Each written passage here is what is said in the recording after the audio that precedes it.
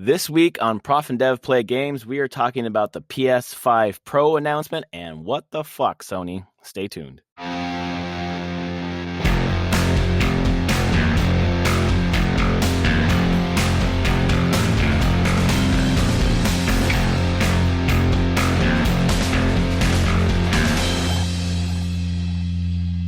All right, my friends, welcome to episode 447 of Prof and Dev Play Games. My name is Larry at Prof Plays Games on Blue Sky. Over there's Anthony the Dev at Summer Speak. How is life this weekend, Anthony? It's going okay. Could be a little less stressful. We had a bunch of yard work done. We took out the hedges and stuff, right? The laurel hedge is down.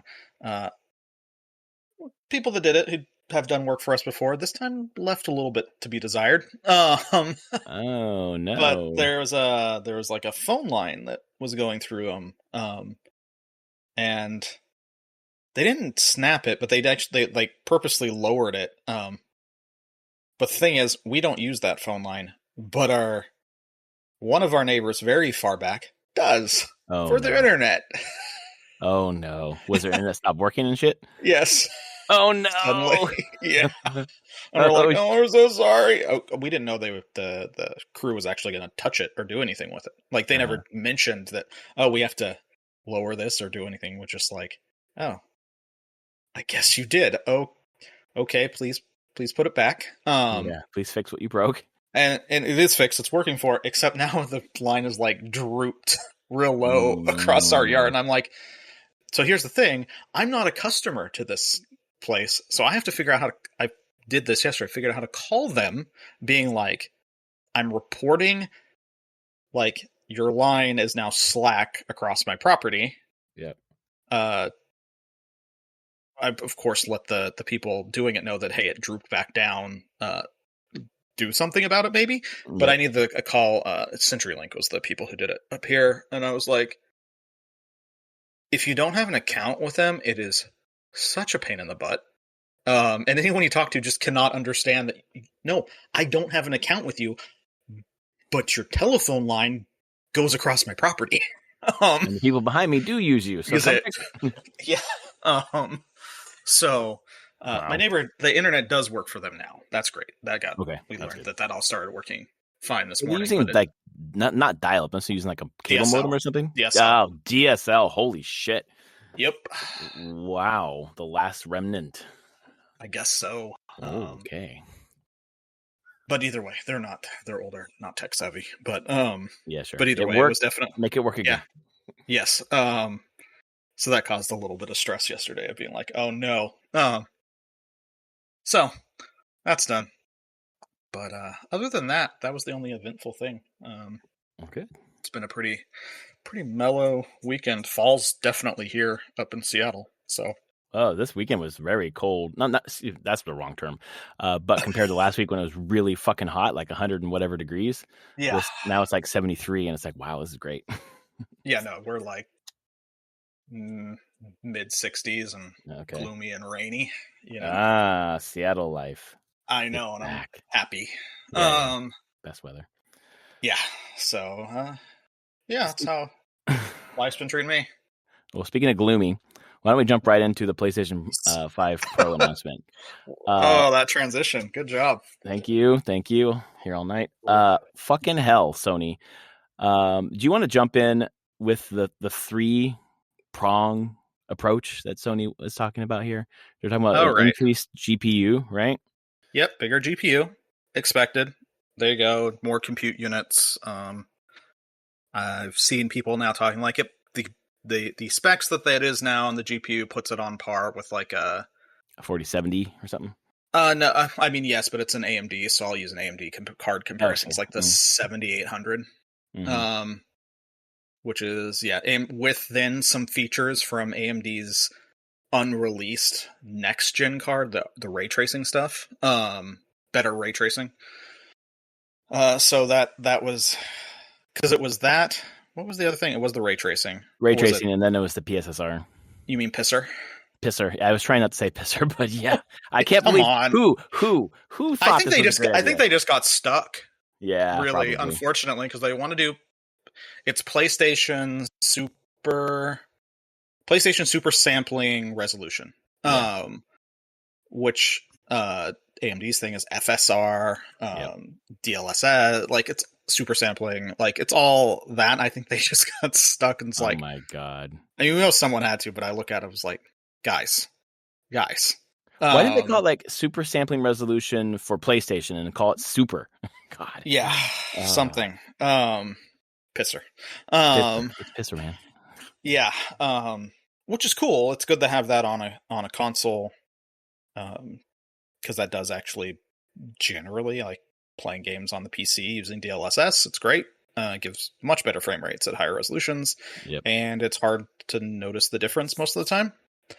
But yeah, those are the three things. Which is fine. Like that's like, okay, it's a mid generation refresh. That's fine. We've seen PS4 Pro. We've seen this before. Cool. That's what it is. Just a faster version of what you have, more powerful. Yeah, I was ready, man. I was like, this is what I want. This is what I need. That's the thing. Like we talked about it before. The PS4 Pro came in at the same price that the PS4 launched at. The PS4 normal dropped down $100. Yeah, but see, that was like 10 years ago, and as of today, no, that's not what happens anymore. Now it's like, yeah, you're going to be paying $700 for this thing. We're not lowering the price of the base model. Oh, and this doesn't come with a disc drive. Enjoy. We're not giving you a or disc drive stand. or a fucking stand. $20 stand. Not even doing that for you. No, it's not even 20. It's 30. Is it 30? Oh shit! It's even higher than I thought. $29.99. Wow. And then the disc drive is $79.99 if you want to use physical media, which I'm very much a proponent of using physical media. So I mean, if you want it all, like the full complete thing, you're like $810 before tax. Yep. And the thing that was interesting about the presentation, like Mark Cerny's great. I love Mark Cerny. The way that they were showing this, first of all, YouTube compresses the images or whatever. But even then, the real estate of the screen, they would then zoom in, or they would then superimpose like a small box in the middle to show the difference. And so the real estate was so small, it was hard to tell a difference anyways. They don't show any like super new games. They're none. They're all old games. They're like background sharper. Yeah, the background sharper. It's running. You don't have to pick between fidelity or performance. You just get it all, which is great. But it's great if it's the same price as the PlayStation 5 now, or slightly more expensive. Exactly. It's not that exciting whenever you're asking for $200 more on top of. That's the thing I was thinking about today. Like, if the proposition was it was a $500 console and it came with a disc drive, it would have been a no-brainer. Like, yes, I'm ready for the upgrade. I'm ready for the refresh. But no, with taxes and everything, it's gonna be close to $1,000.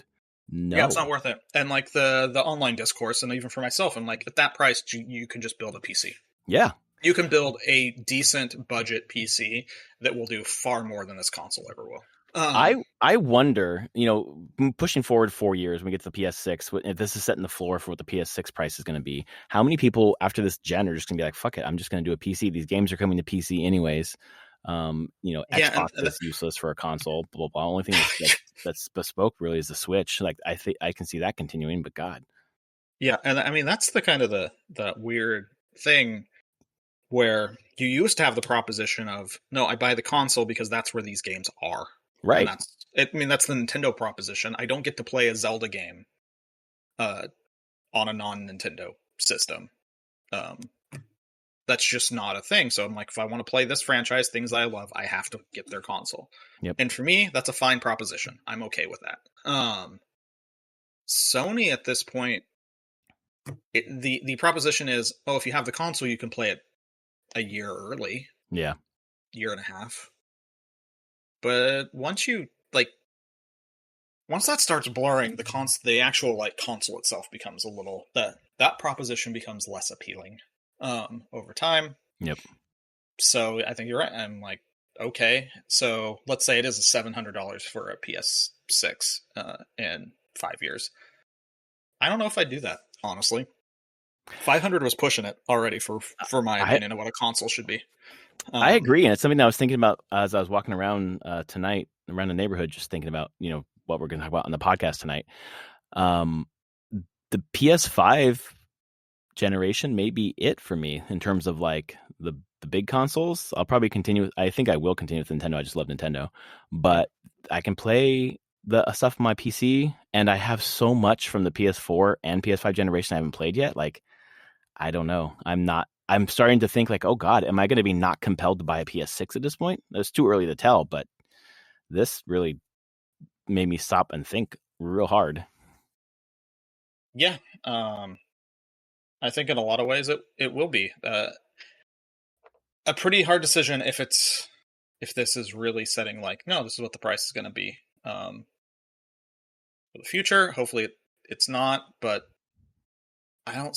Again, we get to this point because, and you mentioned Microsoft being kind of worthless in this department now. Yeah, there is no competition for Sony.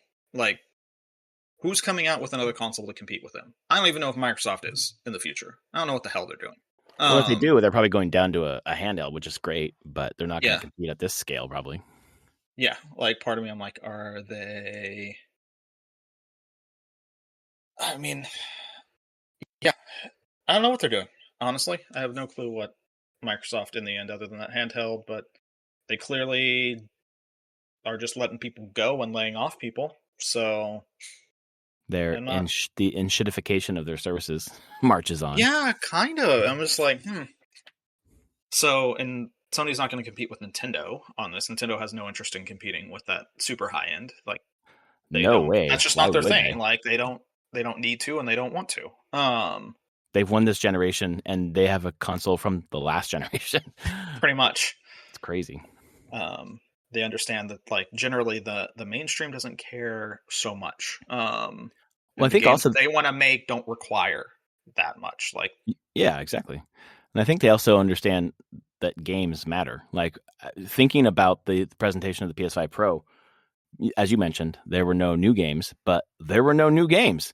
So why am I getting this new thing? Dude, Sony hasn't said shit about any new games that are coming out. Like, I don't need, I don't have a compelling reason why I need this. I'm open to being convinced. Like, if this gets in the hands of Digital Foundry and they're like, this is absolutely what you need, and here's why, I could see myself listening to that. But right now, it's like a steep uphill climb. Everything Digital Foundry has put out on this has just been shitting on it. So really, because what I saw, at least just cursory glances at Reddit or whatever, were like, oh, it's equivalent of a 4070. It's better than we thought or whatever. But you're saying it's the opposite?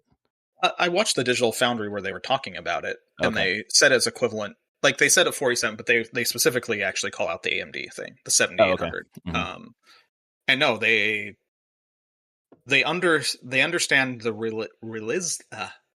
realistic pricing of it, because they're like, okay, if the current PS5 GPU roughly sits around whatever AMD card it is, they're like, well, what's the price difference between that card and the 7800? It's like $200. And they're like, okay, but they're definitely not, I don't know, the videos I've watched that they've put on YouTube, they're not positive on the thing. They're kind of like, this is a little, was odd what they're showing. They're not, for sure. They're not feeling it. I'll put it that way. They're not convinced there's enough there in a lot of ways. Again, because a lot wasn't shown. They want to get more hands-on with it, but they're not seeing other things, as far as they can tell, changed. It is a 2 terabyte storage. That's funny they didn't even mention that in the damn presentation. Yeah. So it has quite a big upgrade to its storage, but that doesn't get you to the price increase, really. It's, you had mentioned in our Discord, being the market leader is a hell of a drug. It really is. This is just like Sony PS3 hubris a little bit poking out again. I mean, kind of. And then the title of our thing, Sony is spearfishing. The normal PS5 is selling just fine. Yep. And they're going for people that have could spend $700 and want the absolute best thing. Like early adopters. Yeah. They want the best, highest end thing, no matter how much it costs. I don't think this is a normal. I don't know. Enough that they're making this for it. I guess. And then they can drop the price on this thing in a few, like, 3 or 4 years when they announce a PS6, and this can be a lower. This can shift into that lower price point, and then they can put a PS6 out at $700 or more. Oh, Jesus. I mean, I guess, yeah. Fuck, man. It's not a good place. It's pretty freaking bleak. It's not a good place for console gaming. It really isn't, because that's like the chase for graphics is making the boxes so expensive. It's not like a one-stop easy shop to get in to fucking play games. And the word on the street, at least, is that Nintendo's aiming for a $400 console, which is like kind of a sweet spot because they're not playing that fucking game. Correct. But who knows? We haven't seen the presentation yet. Maybe Nintendo's like, shit, they're going to charge $700 and ours is $600, and then it just fucking craters. No. I'm like, I'm not upgrading to any new anything. I'm just, I don't know. Yeah. Nintendo kind of has me hostage, though. They do. They also haven't franchises realistically ever been super expensive with their consoles. No, I can't see it being more than $500. I see $400 being the spot. I think $400 is probably where they go now. Did you see the rumors today about that, by the way? No. It's a rehash of the rumors from before that it's a dual screen device, and I still don't buy that. Really? But we'll see, I guess. Yeah. If they're like, we're moving into remastering 3DS games, then I guess there's a need, but I just cannot see that. But who knows? Unless they have some sort of really smart way to like fold out the screen so it becomes 2-screen or whatever. I don't know. Yeah. That'd be weird, but it would. I mean, it's Nintendo. Who knows? They might be the highest selling handheld ever is the Nintendo DS. So right. They know what maybe they're doing. Maybe there was something to it, the double screen thing. So well, think about like those Android phones that like fold in half and you can. Oh yeah, that's true. There's all the phones that do all the folding now. You're right. Yeah. So I mean, fuck, who knows? Maybe. But again. The argument for Nintendo beyond like whatever they're going to talk about their new hardware is that they have the games. Yep. And I know PlayStation has had the games, but then they went into this whole fucking live service thing. They're like, we're going to go all in on live service. And it's like, that's not what I'm coming to PlayStation for. Yeah. I don't need a PS5 Pro to play Astro Bot, which is fucking game of the year, unless Zelda dethrones it. Yeah. For me. So I don't know. I'm just like, I mean, wow. I thought I was a target market for this, and like this, I'm ready. I wanted to upgrade. I wanted a disc drive on my PlayStation. Now I'm like, maybe I just buy a Slim with a disc drive and fucking call it good. I'm like, no, I'm not even gonna do that. I'm good. So, I mean, can you get a non-Slim disc drive one? Yeah. The same day that Sony announced this, they announced that they're doing refurbs on their website, so you can get a refurbished original PlayStation 5 with a disc drive for $400. Is that right? That's not bad. No, it's not.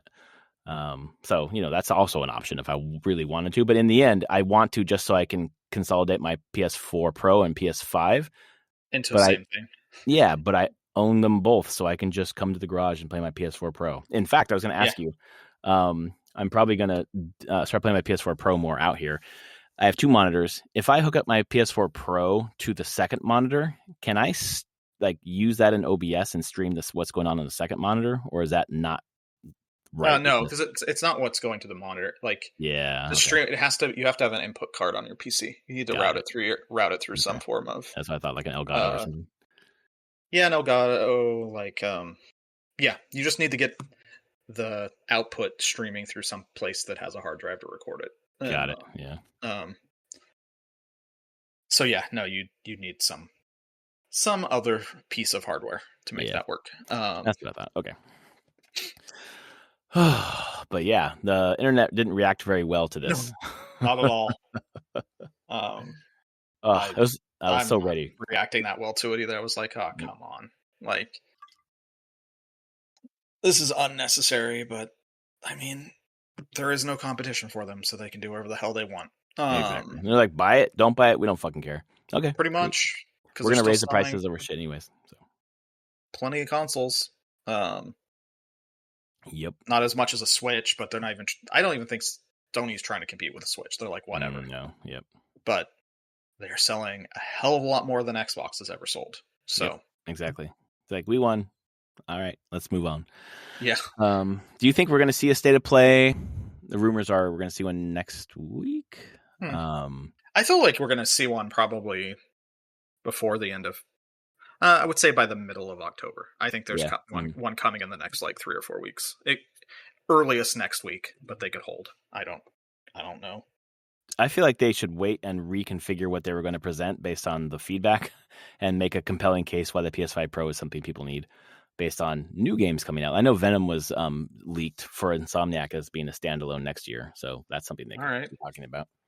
Yeah. The only compelling thing for the Pro for me was the fact that there's some people that have had like hands-on with Rebirth using the Pro and said it looks so much better. Interesting. Like, it just looks great and plays at a much better frame rate. And I'm like, well, that's cool. But you know what would be? I could just, if I really want that, it will be on PC, not too long, and I'll just do it there. I've read a couple of things about that. I'm just like, does it look bad now? I haven't noticed. I'm like, well, then I really don't need a PS5 Pro if I fucking didn't notice a Rebirth looked like I noticed that it's garbage. muddy. Because I play in performance because I want the higher frame rate. Oh yeah. I hate the 30 FPS on it. It feels really sluggish to me. And then in the performance 60, the characters just look muddy. Interesting. Okay. So it's a thing, but I'm also like, it's not $700. It's not worth $700 to fix this. That's right. I don't need the background to be sharper for $700. Yeah, pretty much. Also, I feel like some of these promises were promises that were made about the PS5, which is like, we don't need fidelity or graphics. It's like all in one, but that's never actually materialized. So, yeah.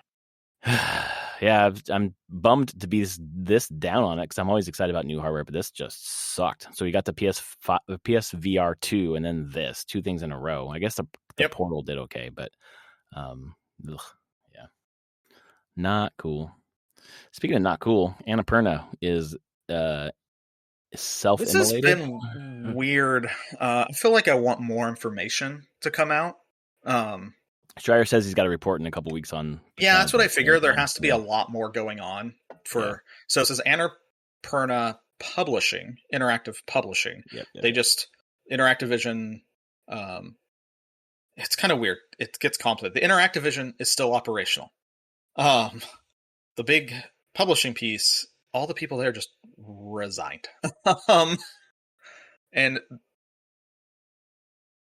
it's crazy. Something else has to be going on because it's really weird that they all just suddenly resigned. And this is a publishing group that is like helping all these indies that they are publishing. To suddenly just disappear on them seems real weird to me, if not something else like forced their hand to do this.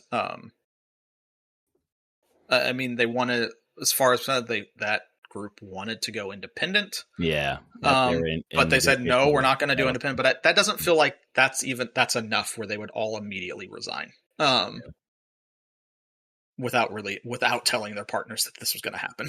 Because they were in negotiations with Megan Ellison, according to the reports so far, and she abruptly cut them off. I don't know if she was just like a dick to them or like just like, I don't know. Yeah, I don't know. Like, that's the thing. I'm like, I have no clue what's going on here, but it's crazy. And this comes out like a couple weeks after Remedy was like, yeah, we've signed it. They've signed a deal not with Annapurna Interactive. Right. That's what it's. They've signed a deal with Annapurna film and movie. Yes. Yes, and they still retain all rights to Control and Alan Wake. But they are using the film and TV arm to like leverage their stuff further. But this affects things like, I mean, Annapurna Interactive did Stray, Outer Wilds, Neon White. What else were they putting out? Mixtape is coming out next year. That's them. Yeah, that's them. There was some. I had no clue. This blew my mind. Lorelei with Laser Eyes. Yep, that's right. That's Simogo. Yeah, they're the ones that did Wild Heights, Sayonara Wild Hearts. Yep. I had no clue. Yeah, I was wondering about that because you hadn't mentioned it. I was like, does he... It's just such a different game that maybe it didn't... No, I would have immediately played it if I knew it was them. I've heard it's really fucking good. Yeah, I had a person at work who's talk about it. I'm like, yeah, it's the team that did Sayonara Wild Hearts. And I'm like, wait, repeat that. Like, I need... Did I mishear you? Simogo? Like, this is theirs? I'm like... Oh shit, I gotta buy this game, and I need to play this game, because I played every single game of theirs. well, What did they do since before Sayonara Wild? Yearwalk. Uh, They did mobile games, mm. like Yearwalk, which I think you can find on. I think it made it to where'd it go? It made it to the Wii U. Oh, really? Yeah, it was this Oh. crazy. How would I explain it? It's kind of a Oh, I see it here on Apple. It's point on click. Apple right now. Yeah, it's always been on Apple. That's where it originally came out. It was specifically on like original iPads and early iPads. It was its thing, and it's like very brooding, somewhat horror esque Mm-hmm. thing, and it was incredible. I loved this experience. And did you play it on mobile? Yeah, I played it on an iPad. Okay. Bunch of people at PodCat play. We love this thing. We're having a great time. Yeah, they did that, and then since then, I mean, they did a couple things that are nothing like that earlier. Beat Sneak Bandit, little mobile, weird like mobile things. Then that Yearwalk was like, hey, we're gonna do some serious stuff and like really, kind of push a storytelling a bit. Device 6 is probably one of my favorite mobile games ever made. God, that one sounds familiar. It is incredible. I mean, I'm sure I've spoken it on the podcast before. I don't even know if you can play it anymore. Well, I'm buying Yearwalk right now. Yearwalk is really neat. It's really just put headphones in. It's a vibe. Well, and it's still playable on. If it's been out for that fucking long and it's still playable, that's pretty cool. That's pretty great. Yeah, Device 6 was like it's a text adventure game, but yeah, I wonder. I think I have that game. But as you're reading, but then the way the text actually appears on the screen, you're like rotating your phone and like dragging the screen in different ways and like poking windows or like portals through the text. It's crazy. And I've heard that Lorelei and the Laser Eyes is very Device 6-ish. And it's like puzzling, and it's not a text-based game. Absolutely a puzzle game. Absolutely. But it is like very much them going back to that. The Sailor's Dream was another mobile one that did that was, I think, a little bit more like Yearwalk. It's not a text-based thing. And then they did like a thing called Split that was a super small casual puzzle game. It was really good. It was all about splitting blocks to make as many splits as you possibly could before. Very Tetris-y style thing. It was really neat. Monochrome color. And then Sayonara Wild Hearts was like the game they did after that. Yeah. That's when they kind of got picked up by like Annapurna Publishing and the whole thing. So, well, that's I recognize I'm talking to someone who works for a company who's under Devolver Digital now, but Annapurna is my favorite indie publisher. Just the stuff, cool. The stuff they played like just matters so much to me. Stray is obviously at the top of that list. But I'm just gutted because the people, as far as I know, most people came from like that game company who did Journey, I thought. And then kind of morphed into this. And then now what? Maybe they're all going on to something different. But man, their tastes, their aesthetic. I know Devolver Digital has an aesthetic. It's not so much for me, but Annapurna certainly was. Yeah. I was looking and they did 2022 was a great year for 2023 they did Cocoon. Was their big standout. That's right. Cocoon is them too. Yep. This year 2024 they did Open Roads, Lorelei and the Laser Eyes, Flock. They're publishing a next. They're still doing Bounty Star, Ghost Bike, Wanderstop. Mixtape next year. Yep. That one I can't wait for. But who knows? I mean, I think they've said it's unaffected, but yeah. Who knows? Hard to say. But even like the stuff that didn't hit, like 12 minutes was really put up there as a huge thing. And it didn't land, but they were a company that at least did it. Like, I don't know any other publisher that would have given that a shot, even if it didn't work out. And I don't feel like a lot like the Annapurna movies and stuff, they're willing to just try different things and see what works, what doesn't. Are Annapurna? Annapurna Pictures. Yeah, I guess I don't know. What's come out recently that we might?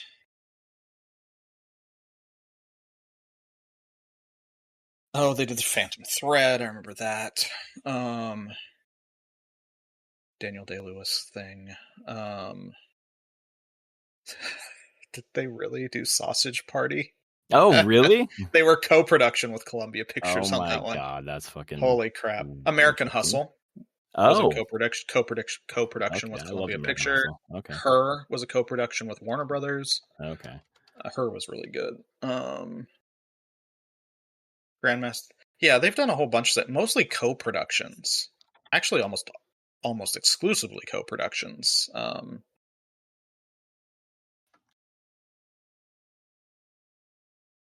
So, I mean, that's kind of what they do. They're just they co-produce different things. But yeah, like, okay, I saw one of the things what they did was Detroit, and I'm like, is that associated with the game? It's not. Oh, is that Detroit Become Human? No, it has nothing to do with that. It's just a movie called Detroit. But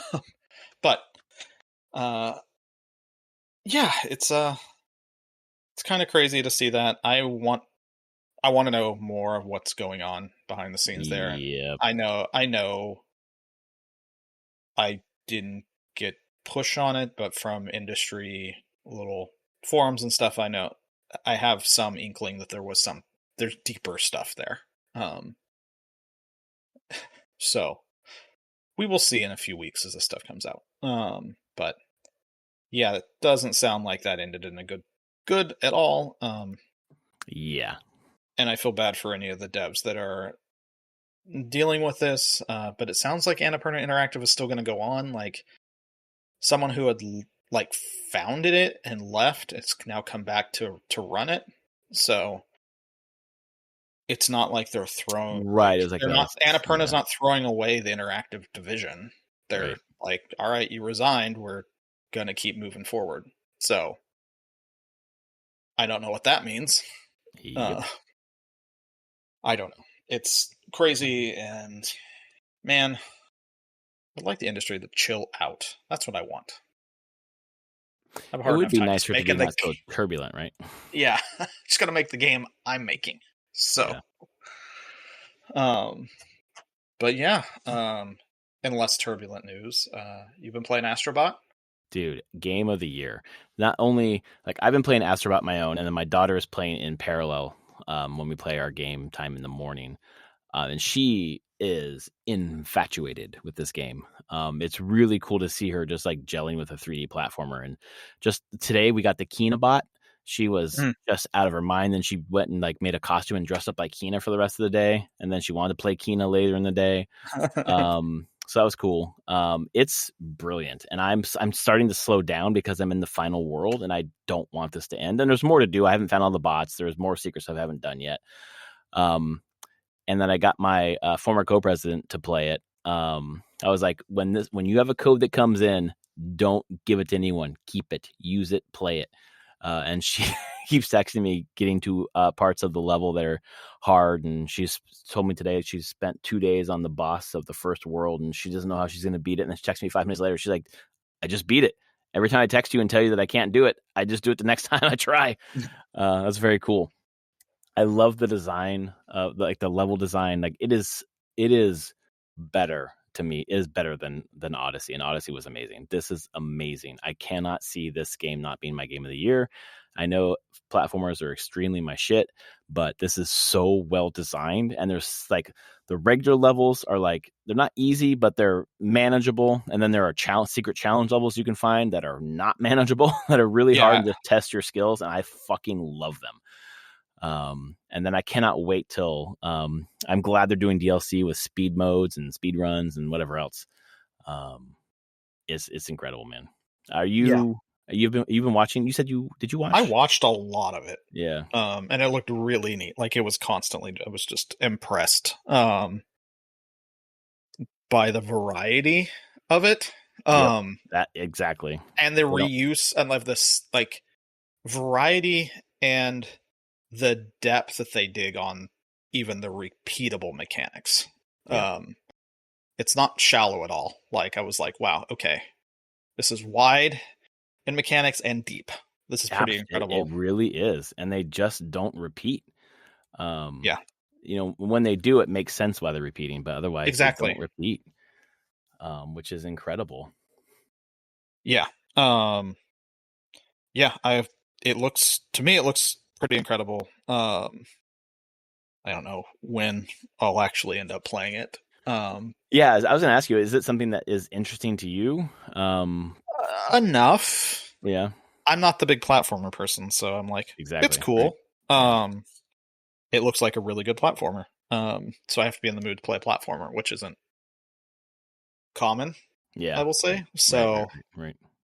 But I mean, I will trust people's opinion. I've heard people say it's probably one of the best platformers since Mario 64. It really is. And I played a lot of those, including ones that weren't great. Sunshine, I'm looking at you. Yeah, dude, it's incredible. So, yeah, I don't know. It's cool though. It's kind of crazy to think that Sony got there. Team Asobi, yeah, man, did it. Took them a bit, but they got there, and they got their thing. So we'll see where they go. They go from here on that. Like, give Team Asobi. What was the PlayStation All Stars? Was there Battle Smash? Royale? Yeah, Smash like kind of competitor. I'm like, give Team Asobi that. Let them make Sony. Give it another shot. What's a PlayStation Smash Brothers kind of thing? Yep. This is it. I mean, it's bringing PlayStation together. I mean, there's so many bots that I'm like, I have no idea what the fuck this is, and I don't need it to enjoy it. Yeah, and then you got the weirdness that there's no Final Fantasy in it at all. They must be saving that either for they're either saving it or Square was like, no. Yeah, Square's been weird in the past with these things, so yeah. There's the stories of like it was a lot to get any Square characters in Smash. So okay. That was a lot of negotiation to make that happen, and then come back for Smash getting him for Smash Ultimate. So I don't know. Square might just be weird and being like, no, maybe we don't want to cross pollinate into it, even though we've signed timed exclusivities with you for games. I don't know, but that is the only big glaring omission of the bots. I'm like, if we're talking about the history of PlayStation, I can't disconnect it from the importance of the Final Fantasy franchise on PlayStation. Not, right. Final Fantasy 7 for the PlayStation, dude? 7, 8, 9, 10, 12. Yep. That's when 7, 8, 9, 10, 12 were exclusive, and 13 was cross-platform. Finally. But I mean, I'm like, okay. Why isn't there a cloud in here somewhere?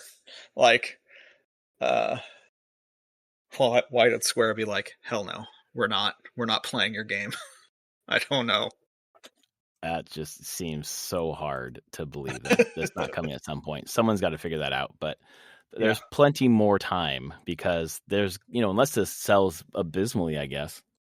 Like, this is a new franchise. Not new. Yeah. I mean, Astro's had a couple versions, but this is like, fucking Critical Darling Game of the Year, higher score than trending ahead of Ratchet and Clank. Yeah, in terms of sales, which is good, because there's more. We're 3 years later from Ratchet and Clank, and there are 3 years more of PS5s. PS5s are fucking hard to find at that point, but that means a lot. So we'll see. Yeah, better than Concord. What a week, right? Fucking Concord. They were just like, we're not going to spend money on this fucking servers for this game that no one's playing. Bye, this is done. Like, wow, okay. But we have Astro Bot, so enjoy that. Exactly. So anything else you've been playing? A little bit of NBA 2K25 with my daughter. She was playing WNBA, and I put on rookie mode, and she was getting her ass kicked in the first quarter, and then every quarter she got it more, and by the end she won by 20 points. I was like, oh, okay, wow, you learned this pretty quickly. She really, really liked that. But other than that, a little bit of Diablo 4, just trying to push through the story a little bit more. But I'm not gonna get there before Sure. the October 8th or whatever. So I'll probably live crap. vicariously through you for that. That's 3 weeks Yeah, it's from pretty Tuesday. Oh close. no. Mm-hmm. Okay. Yeah, and then for me, same as last week, I was pushing through Rogue Trader. I finished chapter 2. I'm in chapter 3. I think there's 4 chapters total. With I think the 4th chapter is pretty short. It was really, really good for chapters 1 and 2. I'm skeptical of chapter 3. Oh, I feel like it's interesting. spinning its wheels. Okay. They Samus you. Oh no! After the first 2 chapters? Yeah. No. And I don't know how long this is going to go on, but it's already gone on longer than I wanted it to. Okay, that's not a good thing. I know, it was weird, really, really weird. So I'll probably push through. I just sure it's not enormously that much longer. I've kind of recollected all my party members and just kind of have to finish out this little piece. But I'm like, is this going anywhere? Because I can't see how this chapter ending really forwards anything that happened at the end of chapter 2. Feels like a very side thing. I'm like, why is this here? Oh no, the pacing's been destroyed. Yeah. I'm like, that's too bad. But beyond that, the first 2 chapters were great. Some of the best 40K storytelling I've seen in a very long time. Is there any sort of resolution at the end of chapter 2 where you're like, okay, I can stop now? No. That sucks. There's some pretty big cliffhangers at the end of chapter 2 where you're like, oh, I want these answers, and then now you're going to do this side thing that I have. It could connect up. I will give it that. But from a presentation standpoint of it happening, you don't see how it's going to... You're not given enough breadcrumbs on back to how this could tie into the bigger picture. Yeah. So we'll see. I kind of want to push through it a little bit more. It's a big game though. Holy shit. It's a lot. How many hours do you think you put in so far? I mean, I can check Steam. What does Steam tell me? It says I've put in 57 hours. Holy motherfuck. And that's like half the game. I think it's close to 100 hours. Oh, god damn. That's pretty good bang for your buck. Yes. It's not bad. Even if this is there, I'm like, okay, this just will probably mar it a little bit. But I'm like, still a fun game. For a turn-based tactics 40K thing that just, like I said before, just I watched a video that really kind of was talking about its tone of 40K and being like, everyone has their version of 40K that they like. Mm-hmm. And this game aligns with the version of 40K I like. Yeah. Very well. I talked about it last week it's not satire, but there's a comedy to the whole thing, an absurdist element to the whole universe that some of the other stuff just takes itself very seriously. And I'm like, no, I like it when there's a little bit of tongue in cheek to the fact of how absurd this universe is. And how grim dark it all actually is. It's like, wink, wink. Yeah, it's absurd. But, which is the polar opposite of Space Marine, which you now can have. Based on the Discord messages. Yeah, I'm still in Humble Bundle, right? I rejoined a couple months ago for some reason. I can't remember why. But I got a 20% off coupon for Space Marine 2. I was like, all right, fuck, here we go. So that was the price point I was waiting for, and if I can have it now, great. Yeah. I will check it out. I want to do co-op though. I'm going to do it with Travis. Yeah. I'll send you an article that was pretty fascinating based on that other YouTube video that was very much this like big, that's not even an article. It's a big kind of like essay on satire and the grimdark of 40K cool. And how Games Workshop over the years has kind of missed the mark moving forward. Basically, it reminded me of the thing. Then there was a person, this happened in Spain a few years ago. There was a big 40K tournament there. and a guy walked in wearing neo-Nazi Oh paraphernalia, no! putting his stuff out, and like the people there were like, "I'm not going to play you," but they didn't kick him out, or they said Spanish law would not Yeah, the neo-Nazi was going to call the cops if he got kicked out, saying that you can't do this, and they confer, and they're like, the law is true, like he would have a case if he got kicked out of the tournament, but no one would play him. Everyone just was like, I forfeit. Right. And that's what pushed like Games Workshop to put out like a statement of like, we don't condone that stuff, but there's the gist of it is like historically the Imperium and the Space Marines they're not good. They're part of a big fascist military organization that does awful things, and even if it's presented out of necessity because of how awful the universe is, it was all based out of like 1980s UK kind of stuff. The politics of the 1980s in the UK. So right. But because as 40K has become more mainstream, they need to make. It's kind of felt like it's been pushing to make the Space Marines good guys in some ways, or treat them a little bit that way, nobilify them. Because how does it really become mainstream? Like, if you're not playing as good guys, it doesn't, and that's so it's just puts it in an awkward place sometimes. Because there is a fantasy there that's really neat, and that's what a lot of people really like, the Space Marine. Halo, that's the whole Halo thing. People like the fantasy of being the big powerful thing racking through the aliens, evil aliens, and it's kind of hard to do if you read the lore of 40K. It kind of starts like, okay, well then the Imperium is cool then? It's like, well, not really, but kind of. You need to root for him? I don't know. It's kind of a mess. It makes it hard. So I like it when they just throw it back to just being like, no, this is absurd. Not everyone is bad, but it's just like, yeah, the universe is really dark in 40K, and it's kind of humorous how dark it is. And you're not supposed to take it so super seriously in that sense of there's good guys doing good things. It's like, yeah, some people try to do good, and most of the time it doesn't work out, but that's fine. They're still worth having some amount of hope. But I don't know. That's my take. I'll send.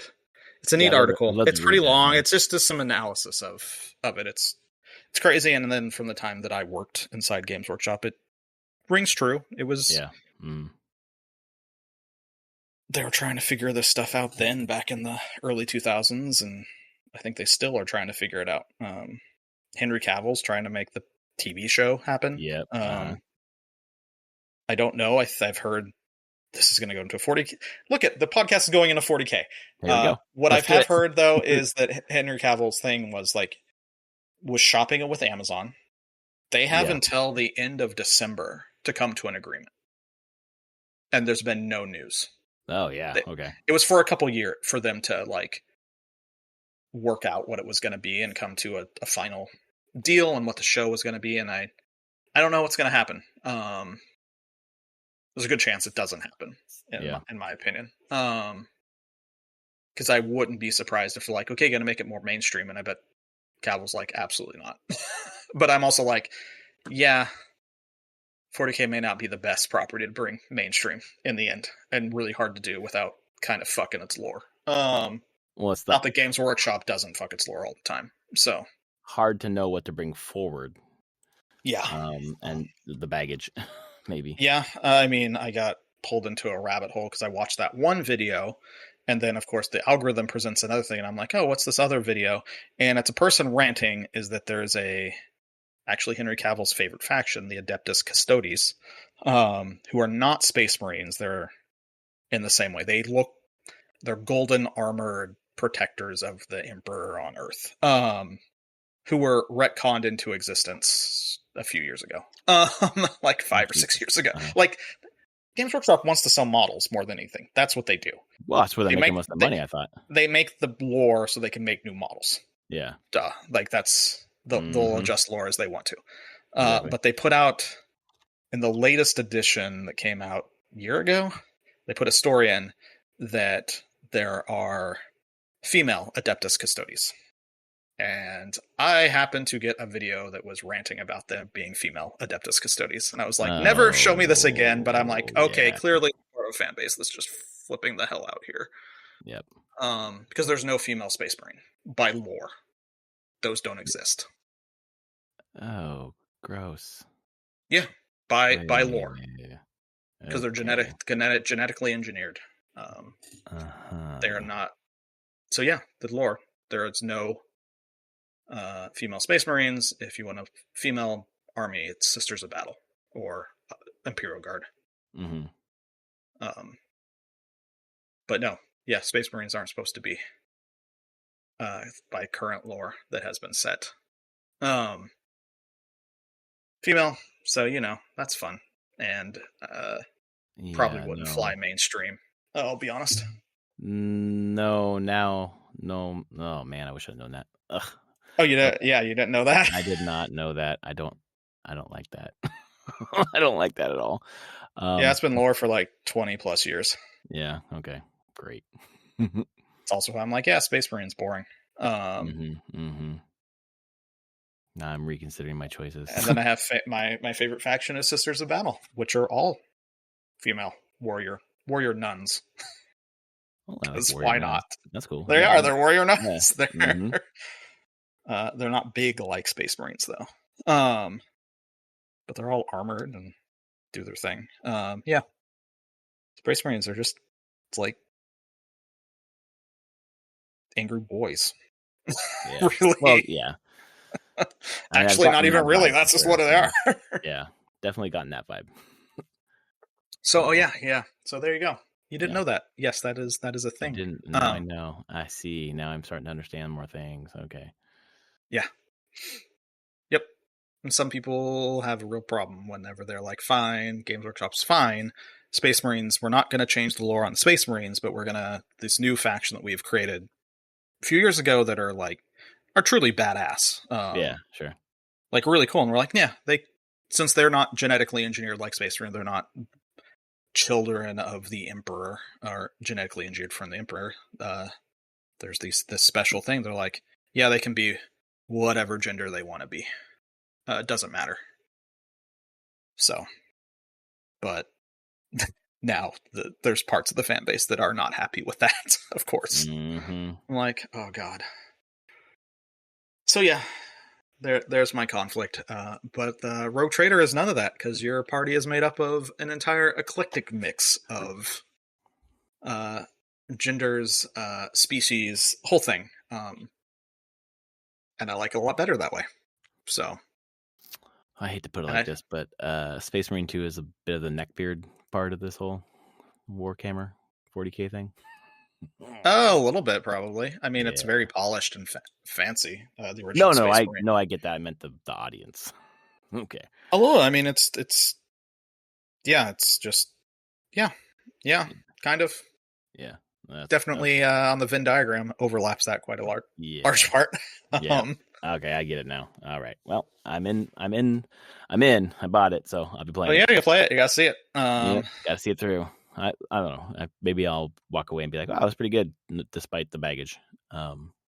Everything I've heard that it is a pretty bombastic, like really great campaign. If you just are here for that, like, really, all I'm thinking of is like the insanity parts of like Halo and Master Chief. Exactly. Throwing the bomb between ships and things like that. Like the truly insane parts. It's like, well, yeah, 40K is that all the time. Yeah. That's what Space Marines are. So, I expect that it will be that high octane action movie, popcorn kind of game. Yep. Not a whole lot of substance beyond that. Yeah, that's exactly what I was looking for. So should be 65 gigs. Okay, I'll probably download overnight then. But running around with a bunch of dudes in Yep. armor. That's basically it. Got the dude bro energy seems to Yeah. be exuding from this, which is fine. I haven't actually looked at the cast if they've tried to figure out how they would. Like voice cast, you mean? No, like because I know that there's like people, the other Space Marines that follow you around, but I was like, oh, is there? I'm sure you talk with other people that aren't Space Marines. Oh, so sure. Yeah. Mm-hmm. Is the rest of the cast so dude broy, Yeah. or is it mixed? Yeah, sorry for people who like Space Marines. I've stated last week, and I'll say it again. I find them the most boring part of the entire 40K universe. So yeah, it just looked like a interesting Gears of War like to me. I mean, it's basically what it is. Yeah. But yeah, enjoy that. You can get to deal with Titus, the main. Yeah, the main dude. I hope to report back before November. That's my goal. Sure. Whenever Travis picks it up is when we'll check it out, I think. Okay, I think I'll be done now. All right, I'll stop with 40K bullshit. Very cool. Anything else for the good of the podcast? No, I think I'm okay. I could keep going, but I'm not going to. We will stop there. Well, if you like Space Marine or fucking Space Marine 2, let us know. Yeah. We will be back next week talking about certainly Sony PlayStation State of Play that's happening this next week. Sure. Otherwise, we'll be back to talk shit about that PlayStation 5 Pro some more, because why not? We will see you next week. Thanks so much. If you like our podcast, please rate it on your podcast service of choice. If you like Space Marine 2, rate us anyways. I'll be there with you. See how it goes. And we'll be back next week to talk more Astro Bot, surely. Later, everyone.